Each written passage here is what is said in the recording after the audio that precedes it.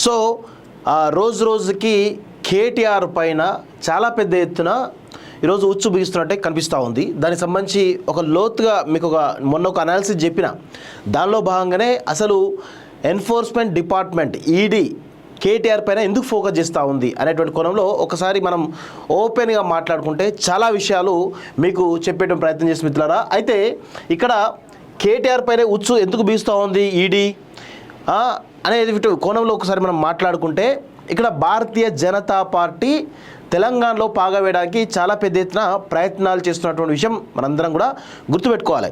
ఇక్కడ భారతీయ జనతా పార్టీ ఒంటరిగా పోటీ చేస్తే తెలంగాణలో పాగా వేసేటువంటి అవకాశం ఉందా అనేటువంటి ఒకసారి కనుక మనం పరిశీలిస్తే అవకాశాలు చాలా తక్కువగా ఉన్నటువంటి కోణంలో మనం ఒకసారి గుర్తుపెట్టుకోవాలి.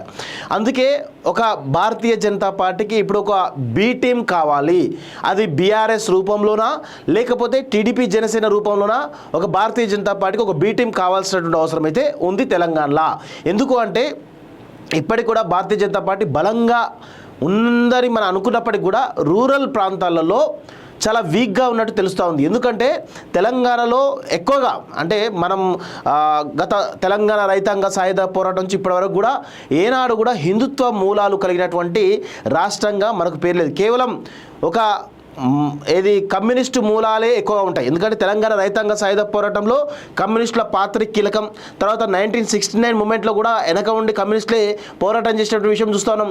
అదేవిధంగా మలిదేశ తెలంగాణ ఉద్యమంకి ముందు ఏది మలిదేశ తెలంగాణ ఉద్యమం 2001లో ప్రారంభమైతే 95 నుంచి తెలంగాణ జనసభ కావచ్చు, తెలంగాణ మహాసభ కావచ్చు, ఇవన్నీ కూడా ఒక కమ్యూనిస్టు మూలాలు కలిగినటువంటి భావాజాల వ్యాప్తితోనే జరిగింది తప్ప ఏనాడు కూడా హిందుత్వ భావాజాలతోటి తెలంగాణలో జరగలేదు అనేది మనందరం గుర్తుపెట్టుకోవాలి. సరే, జరిగినప్పటికీ కూడా అరకొర మాత్రమే తప్ప ఎక్కడ కూడా విస్తృతంగా జరిగినట్టు దాఖలు లేవు.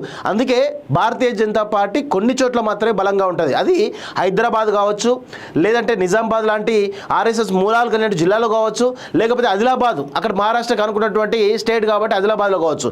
సో కొంతమేర మాత్రమే ప్రభావం చూపుతుంది తప్ప ఎక్కడ కూడా విస్తృతంగా తెలంగాణ వ్యాప్తంగా విస్తృతంగా ఈరోజు బలాన్ని చూపేటువంటి అవకాశాలు భారతీయ జనతా పార్టీకి చాలా తక్కువగా ఉంటాయి.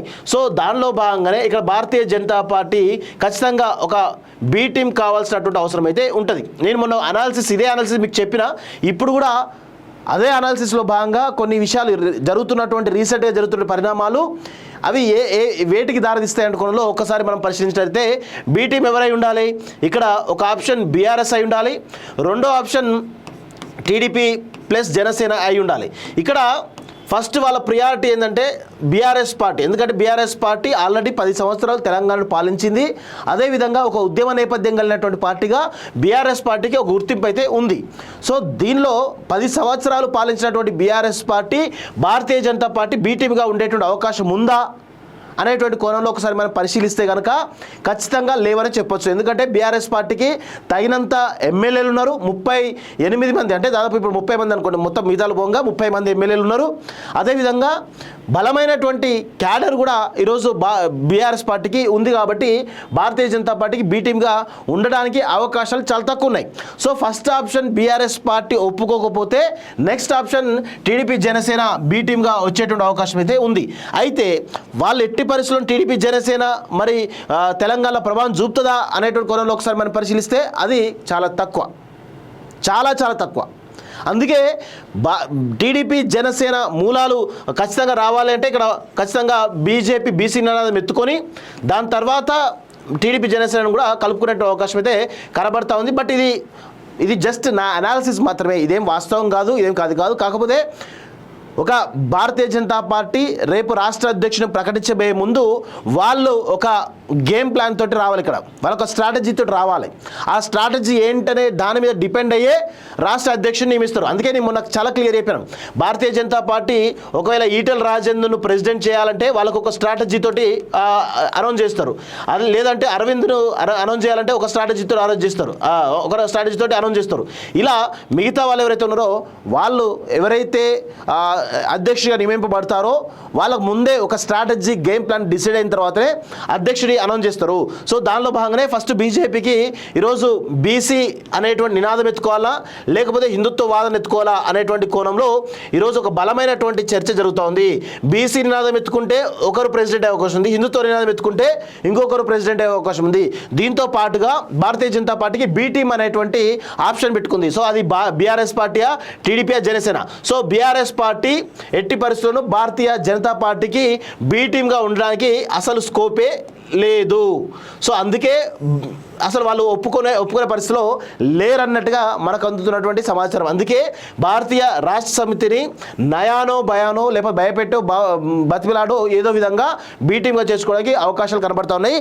రీసెంట్గా జరిగినటువంటి ఫార్ములా ఈ రేస్ సంబంధించినటువంటి సంబంధించినటువంటి స్కామ్ ఏదైతే బయటపడ్డదో దానిలో ఆల్రెడీ ఏసీబీ కేసు ఫైల్ చేయడం జరిగింది.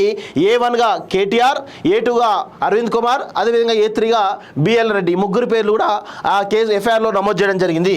సో A1గా కేటీఆర్ను ఏసీబీ పెట్టిన తర్వాత ఇమ్మీడియట్గా 2 రోజులకే ఈడీ రంగంలోకి దిగి ఏసీబీ పెట్టినటువంటి ఎఫ్ఐఆర్ ద్వారా వీళ్ళు కూడా ఈడీ కూడా ఒక ఎఫ్ఐఆర్ను నమోదు చేయడం జరిగింది. సో ఎందుకు ఇంత సడన్గా నమోదు చేయడం జరిగింది అనేది చాలా అంటే ఇందులో ఫెమా నిబంధనలు ఉల్లంఘించారనేటువంటి ఒక నిబంధనలతో ఒక క్లాజ్ తోటి వీళ్ళ కేసును ఫైల్ చేసినట్టు తెలుస్తూ ఉంది.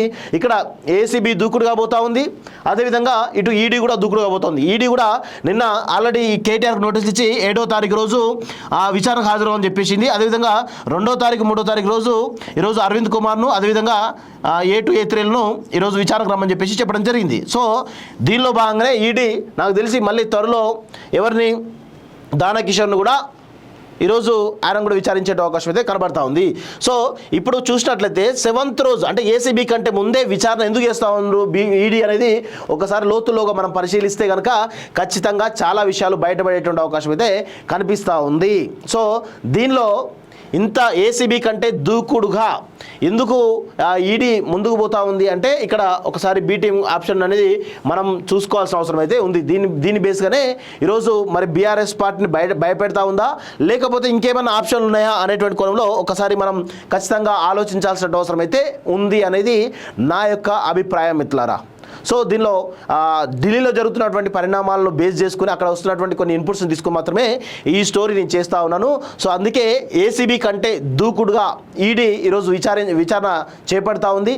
సో ఏసీబీ కూడా అన్ని లీగల్ కాంప్లికేషన్స్ తోటి ఆల్రెడీ కోర్టులో కేటీఆర్కు 31 వరకు ఈరోజు రిలాక్సేషన్ ఇవ్వడం జరిగింది. 31 వరకు అరెస్ట్ చేయదని చెప్పి రిలాక్సేషన్ ఇవ్వడం జరిగింది.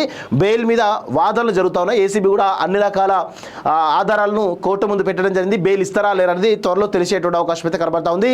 కానీ ఏసీబీ స్లోగా ఉన్నప్పటికీ కూడా ఈడీ మాత్రం చాలా దూకుడుగా ముందుకు పోతా ఉంది. సో ఏసీబీ కంటే ముందే కేటీఆర్ని ఈరోజు విచారించే అవకాశం కనబడుతున్నాయి. విచారించిన తర్వాత మరి అరెస్ట్ చేస్తుందా ఈడీ, తిహార్ జైలుకు పంపిస్తుందా అనేటువంటి కోణంలో కూడా ఒక్కసారి మనం ఆలోచించాల్సినటువంటి అవసరం అయితే ఉంది మిత్రులారా. ఇది ఢిల్లీలో జరుగుతున్నటువంటి పరిణామాలు బేస్ చేసుకొని చేస్తున్నటువంటి స్టోరీ మాత్రమే. దీనిలో వేరే నా యొక్క ఊహాగానాలు ఏమీ లేవు అనేది అందరూ కూడా గుర్తుపెట్టుకోవాలి. సో ఇది కేటీఆర్ సంబంధించినటువంటి కేటీఆర్కు బీఆర్ఎస్ పార్టీ బీజేపీకి జరుగుతున్నటువంటి కొంత చర్చల్లో భాగంగా జరుగుతున్నటువంటి పరిణామాలని చెప్పేసి నేనైతే ఒక అనుకున్నటువంటి స్టోరీ అనాలిసిస్ మాత్రమే.